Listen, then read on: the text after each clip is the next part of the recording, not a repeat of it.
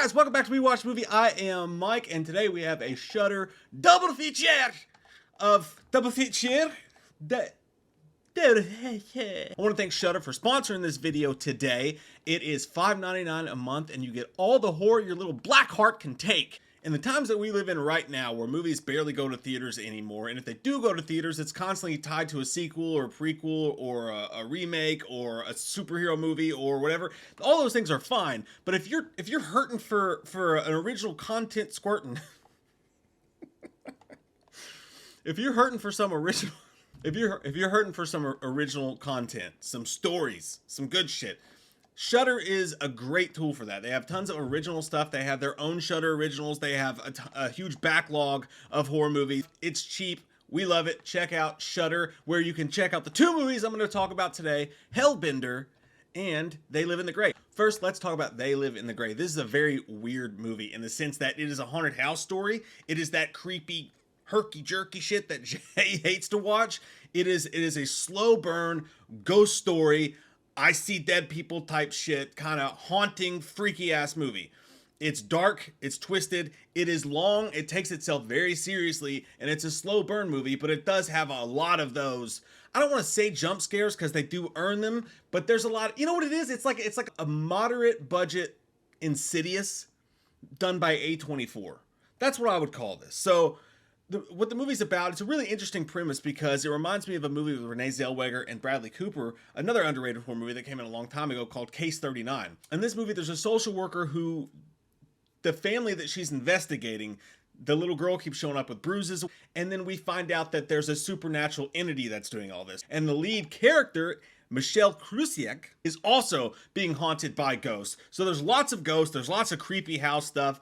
All this shit's running through the movie, and the movie's really about grief too. It's a mix between maybe a movie like Antlers, which was really, really depressing, but it was really good too. But it was really, really depressing because it dealt with like child neglect and abuse and stuff like that. You got an element of that here too. Also an element of familial loss. Like there's a family here that's grieving over the loss of a child, and they are really fucking going through it. It's kind of like the way back with Ben Affleck. I bet you didn't see that movie reference coming talking about a horror movie. Like I said, it's a moderate budget movie, but And it is long and it is a slow burn, and it probably does wear out its welcome a little bit towards the end, but they shoot for the stars a lot in this. They try some weird camera angles, some new stuff. The ghosts do some shit to people in this movie. There's a couple moments where someone's about to do something and the ghost is like, oh, you fucking thought.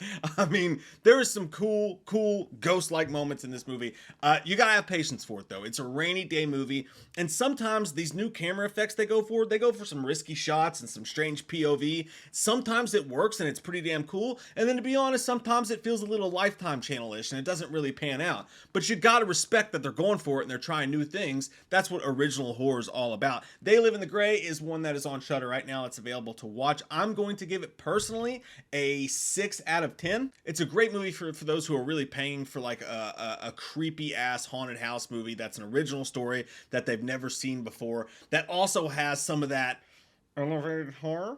Is it a bad word? I don't know. Are you allowed to say it or not? If you like movies that are considered elevated horror, this goes for that, but it also has the jump scares and stuff in betwixt. Now, Hellbender is on the entire different side of the spectrum of horror movies. Now, this movie's about this mom who's a witch and her daughter who live in isolation. Now, the daughter starts to find out about her family's ties to all this strange witchcraft shit that's going on, and then I'll kind of leave the rest up to the movie to tell you, because the movie doesn't give it up front, doesn't give it away like Courtney Love. It really inches you along and lets you, learn about it as you go. So I don't want to spoil anything. But the whole story behind this movie in itself is really interesting. This family, the Adams, it's got 3 directors, John Adams, Zelda Adams, and Toby Poser, by the way, who all act in the film as well. And Zelda Adams is the daughter. She's fantastic, by the way. I think we're going to see her have a very, very long career. I thought she was awesome. She plays the daughter Izzy in this movie.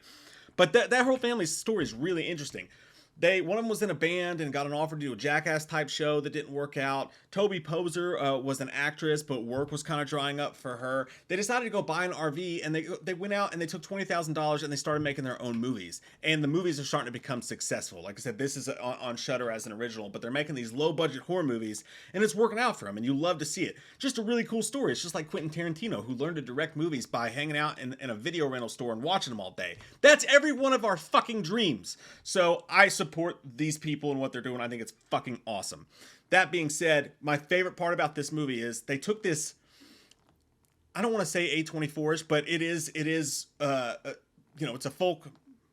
Nah, you can't even really say that. It's its own fucking thing, man. It's original. But it is I'll say this, it is a critics type movie. And Rotten Tomatoes confirms that itself. I think it has a 93% fresh rating on Rotten Tomatoes, but I think it does maybe have a negative audience score on there as well. So it is I'm not going to say EH again. I'm just not going to do it, Jim. It is a non-conventional fucking movie. Let's put it that way. It goes to the beat of its own fucking drum, man. Speaking of drums, my favorite part about the entire movie is that these two, they live in isolation, right? So you got this classic, mom, I want to go to the fucking store. And she's like, no, you can't go to the store because, weird shit.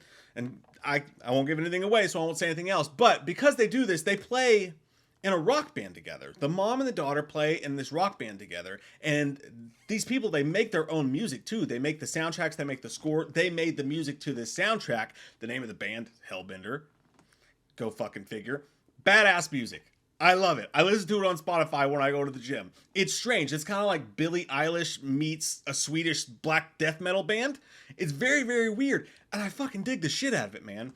And they actually play, and they go all the way in, by the way. They put on makeup. Even though they're playing alone in their house, they put on makeup. They do the whole goddamn thing. They make set lists. They write the lyrics. It's pretty damn cool. And I dig the shit out of it. It's sometimes it's rad as shit and sometimes it's awkward as shit, just like this movie as a whole. There are times in this movie where I went, what the giggity fuck am I watching right now? And there's other times where I would laugh or go, oh, that's pretty cool, or I like that effect. Where they do it themselves, it's got a double-edged sword to it. A lot like They Live in the Gray. Like at one point they use fire in a scene. I was like, oh, that's bad. But in the next scene, there's like a face that pops up, and it's scared. I tinkled in my pants a little bit, like it scared the shit out of me.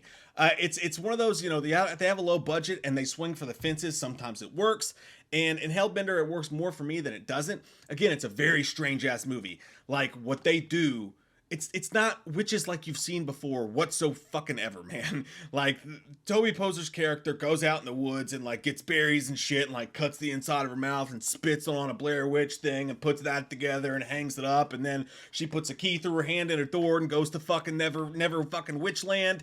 Weird shit. Meanwhile, you have a coming of age story with a young girl who's trying to figure out who she is, how she's involved in all this, and then all that unfurls into some wild shit in the night. So HELLBENDER, a very unconventional movie, very strange. They'll just stop the plot for 20 minutes and go eat maggots that get the witches high and just do a whole trippy fucking 20-minute scene. So if you like the first 20 minutes of a movie like Mandy, there's going to be stuff in this for you. And if you love like horror metal, because it's got to go in that genre because the music's so good and what they do with it all. And if you love coming of age stories, there's a lot to like here. And there's for some people going to be a lot to dislike. Again, so not conventional, very strange, beat of its own drum, not out to be a loved by everyone horror film. So, but for me, the juice was worth the squeeze. I give HELLBENDER a 7 out of 10. Again, not for everybody. I feel like some people will hate this movie, but some people will love it. Huh. Whoa. That's why I'm on Rotten Tomatoes. So guys, if you want to check all that out and more, check out Shudder with our special code. Watch the movie 30 in the link below.